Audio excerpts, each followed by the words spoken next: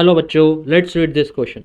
It says an object of mass 2 kg is sliding with a constant velocity of 4 metre पर second on frictionless horizontal table. एक object है, मास 2 kg है, वो horizontal velocity 4 metre पर second से एक frictionless table पे move कर रहा है, स्लाइड कर रहा है.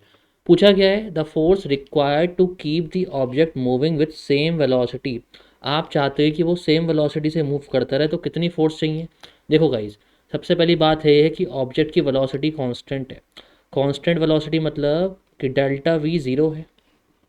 डेल्टा वी मतलब क्या होता है? डेल्टा वी मतलब होता है फाइनल माइनस इनिशियल. तो ये तो ज़ीरो हो गया ना, ठीक है ना. इसका मतलब फाइनल और इनिशियल वेलोसिटी ऑब्जेक्ट की सेम रहेगी, राइट. और हमें कितनी दे रखी है? 4 मीटर पर सेकेंड.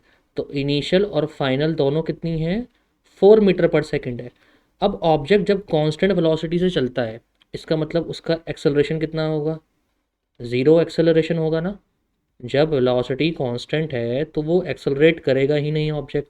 अब एक्सेलरेट नहीं करेगा तो इसका मतलब कैसे सिस्टम है ये बैलेंस्ड फोर्स की कंडीशन है.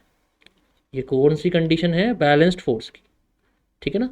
तो ऑब्जेक्ट को कितनी फोर्स चाहिए होगी मूव करने के लिए? 0 न्यूटन फोर्स चाहिए. ज़ीरो क्यों चाहिए? क्योंकि एक्सेलरेट ही नहीं करवा रहे आप, राइट. तो ये बैलेंस्ड फोर्स है. बैलेंस्ड फोर्स में क्या होता है? जो नेट फोर्स होती है वो कितनी होती है किसी बॉडी पे? बैलेंस्ड फोर्स मतलब नेट फोर्स ज़ीरो होती है, राइट. तो हमें 0 न्यूटन फोर्स चाहिए उस ऑब्जेक्ट को कांस्टेंट वेलोसिटी से मूव कराने के लिए.